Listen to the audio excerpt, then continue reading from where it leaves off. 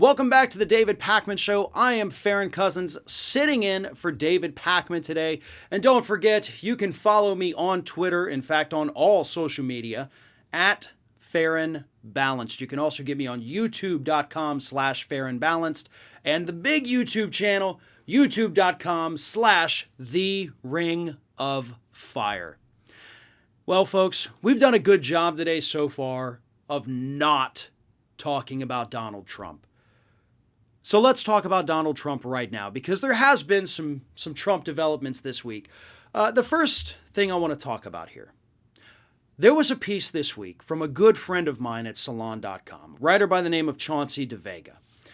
A piece titled, "Are Trump's followers being conned?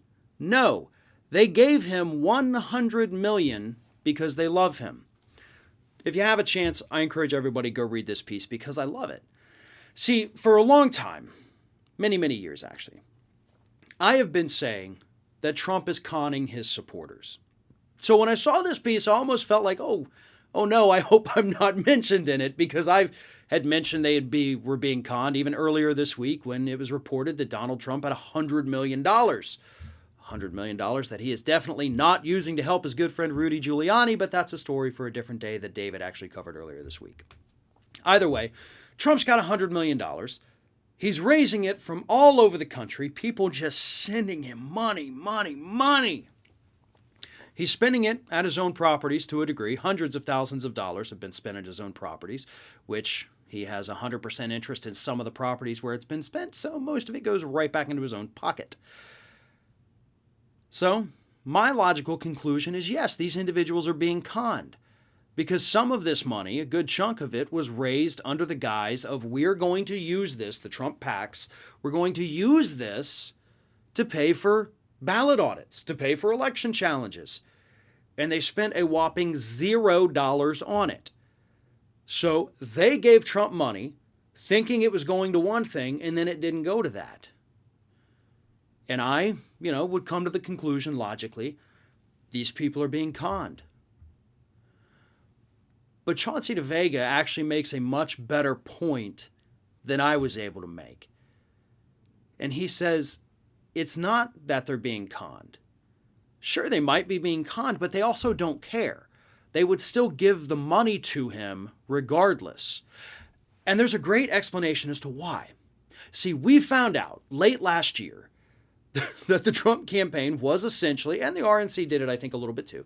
But anyway, they were essentially scamming their supporters and auto-enrolling them in these monthly donations.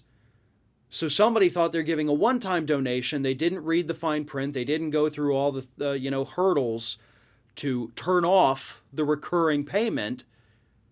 And so they just kept month after month after month. Some people lost, tons and tons of money for this. And even after they turned it off, though, some of them are still giving money to Donald Trump.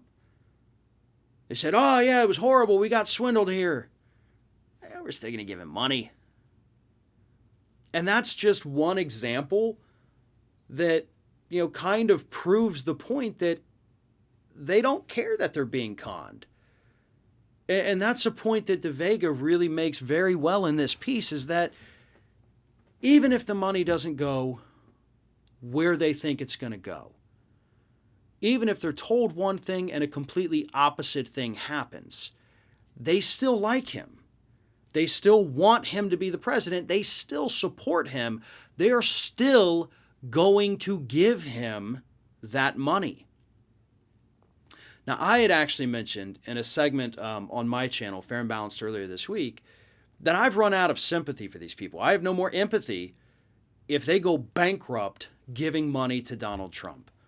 Sure, I don't want it to happen, but at this point, they've had enough warnings that if it happens, it happens. Because it's worse than being conned. And that's kind of the point that DeVega makes in the piece. That's the big conclusion here, is that it's worse than a con. It's a cult. That's what it is. It doesn't matter what he does to some of these people. And again, I'm not saying all Republicans are in the cult, but you do have this diehard sect of Trump supporters that it is really difficult to describe them as anything else, because it doesn't matter what he says. It doesn't matter what he does. It doesn't matter if he lies to their face about it. Heck, we got reports that he likely didn't donate the last couple months of his salary like he promised to always do, and his kids would always boast about on social media. We also know that GDP growth under Donald Trump, another story came out this week, was the lowest it's ever been since the Great Depression. No president had worse GDP growth than Donald Trump. George W. Bush came close. His was 1.8% over 8 years. Trump's was 1.6% over 4 years. So economically speaking, the guy was really, really bad. But the supporters don't care. They're still clamoring for him. They still want more from him. They still want him to be president again. Probably holding out hope that, what is this, a week from August 13th at this point? Oh my God. You know, if Lindell's original prediction was correct, we'd be a week away from Trump coming back, and these people would love it. They don't care about the lies. They don't care about the vulgar behavior.